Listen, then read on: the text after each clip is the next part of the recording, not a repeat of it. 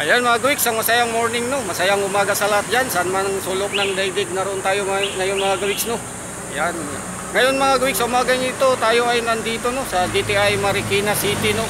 Ayan, dito yung compound nila sapagkat tayo ay magsiseminar ng safety officer. Ayan, kaya tayo nandito ngayon sa compound ng DTI no. Dito yan sa Marikina City. So yan nga, ang kaganapan dito ngayon ay ating matunghayan sapagkat tayo isa sa mga magseminar dito at dito yung compound. Papasok tayo sa loob ngayon mga guwiks.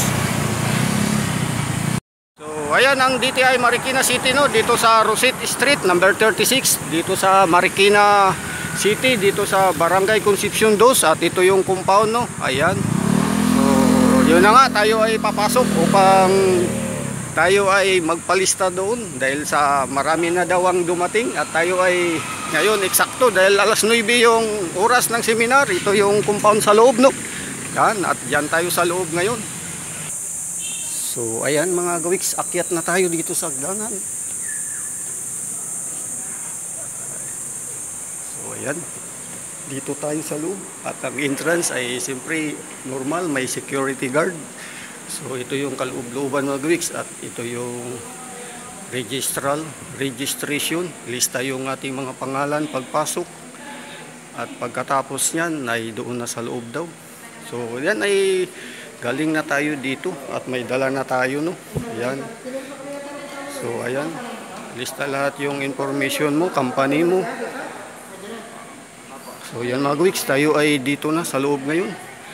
Pasok upang mag-attend ng seminar no. Ayan, training room.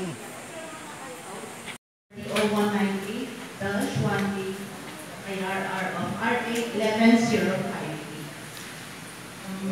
This is a program of Golden and Marikina Labor Relations Special Office or Office of the Mayor and OSH and the Marikina PRDC.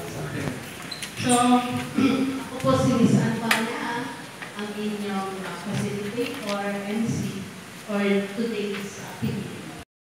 So, ibig sabihin, gutom kayo. Lilipas din yan. Good morning everyone. Pasalamatan natin ang DTI. Oo. Sabi nga kanila ni Hill, ay dahil sa kanila, sila ang mag-provide ng video sa kanila. And of course, i-recognize ko po si Hill. Ang Marikina LR Labor Relations SO Public Employment Service Office, Marikina City. Of course, yung Marikina LGU sa tumulong po ni Mayor Marcy. Sorry po. Medyo malakas kayo. Sorry.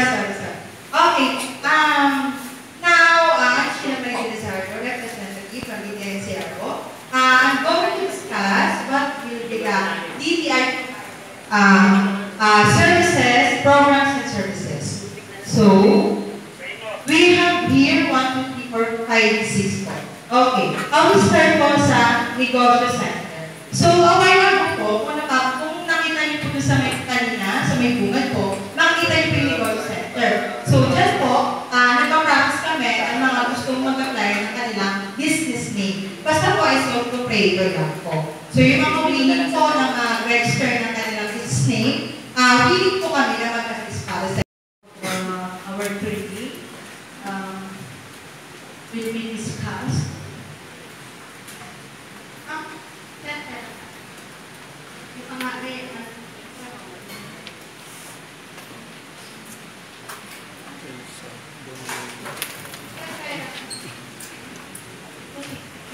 The Human Resource Management Officer 1, Training and Public Info Division.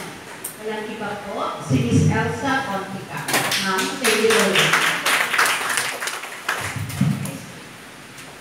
Okay. Ayan, sige. Sabi niyo, gutom na kayo, di ba? Okay lang po kumain. Basta sa ating lahat, magandang buhay. Gusto po kayo. Buhay ba? Alive na alive? Ready to listen? Ako, ma'am. Kaya? Kung ayaw din ng kami po. Actually, the session for this SO1 is from 8 a.m. to 5. At gagawin po natin as much as possible 4 o'clock. Okay? Before, ready to listen? So again, magandang umaga. Inyong lahat. So evacuation na lang po, no? So ano lang, browse lang natin. Alam naman po natin, when you hear an alarm, meron naman yung from here, no? From TPI, no? Saan daw pupunta natin? Dun po sa may parking. Okay? And proceed from here to the nearest exit. Ayan, marami tayong exit, ano? Underneath po kami ng Department of Labor and Employment. Okay? Our office is in the Quezon City. And call me Elsa or else na lang. Yun, meron naman pala. Yan. Occupational Safety Health Center was created by Executive Order number 307, November 4, 1987. So, ganyan nakabuk kami katagal. No? Nagkakantak ng training, nagbibigay ng training as regards what? The safety and health. No?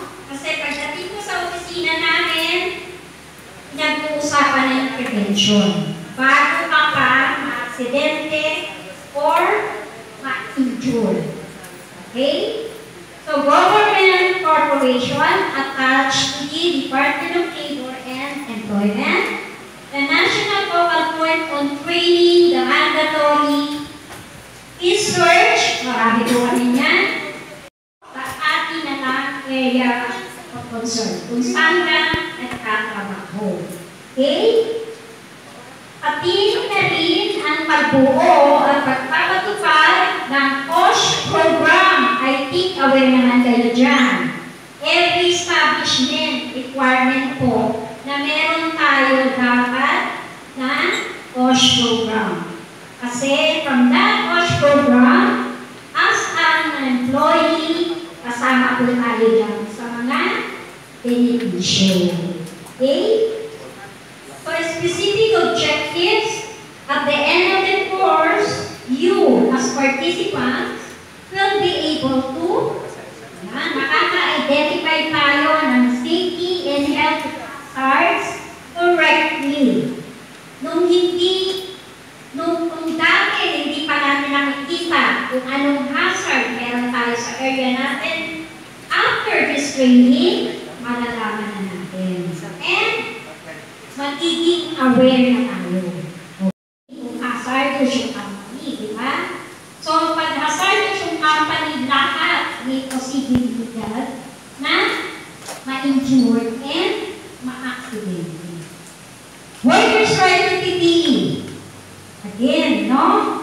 Kung kinakailangan ng employee as a company owner, ang personal protective equipment kailangan mong i-provide. And that is, sabi sa batas, libre, walang bayad. Ha? O yun tulong. Kung high risk, kahit small scale companies ka, kung kinakailangan ng employees mo ng PPE, as a company owner, dapat mag-provide ka. Nasa batas po yan. And the employees naman po, once na binigyan ka ng personal protective equipment, anong gagawin? Ha? Anong ginagawa mo usually? Tinatago. Safety shoes. O anak, mali ito sa akin, sa'yo na lang. Ngayon, na nagsa-safety shoes, sino? Yung anak. Na hindi naman dapat, di ba? So, ganun po yun. Lahat po ng personal protective ibibigay ng company ay para sa employees yun. Di ba sabi, hindi ko naman kasalanan eh. Kasalanan ng machine. Okay, kasalanan ng machine. Pero, sino nagpatakbo ng machine? Ha? Robot ba? Hindi, ikaw din, di ba? So, dapat, before you process the machine na hawak mo, dapat aware ka sa lahat na safety protocols. Okay, so sabi dito, pag sinabing unsafe, unhealthy acts, tao ang nagawa. Ibig sabihin, sometimes, attitude na ng tao yan. Diba? Kasi, pinatraining na kita. Meron pa ng mga signages dyan sa tabi mo. Bakit na-aksidente ka pa rin? Ayun. Ito yung nagsasabi mo. Tao na ang may gawa. Okay. So what will you look for as safety officers? Hindi kami pwede magsama sa isang place. Okay ko lahat ng intervention. So anyway, I will be discussing workplace safety hazards for about 1.5. Supposedly it's 1.5 hours. Pero due to time constraint, it was being shortened to an hour. Diba? Anyway, what is important dito is nakuha nyo yung discuss ni Elsa. Paano ba nangyayari yung aksidente? Diba?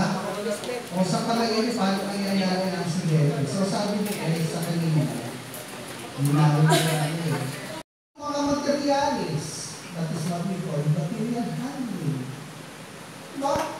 Pagka ay maraming stock ng materialis, malapit ka sa sunog. Diba? Bakit ka mo? Para magkasunog, dapat present yung tatlo. Diba?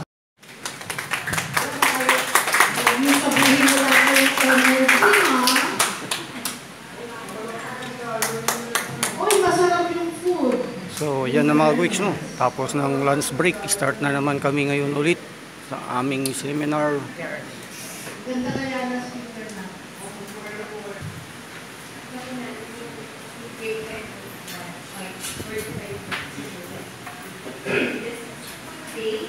Yung about industrial hygiene and medical safety. So,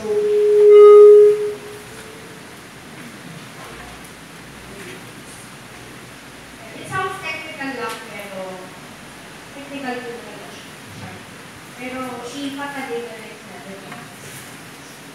So again, I'm Gia Angela Rivera, Research Analyst po in the Environment Control Division ng Occupational Safety and Health Center. So, objectives po ng session po is first one, to explain the principles of IH. Ito ba yung IH na after nyo naman siya before. Next po is to identify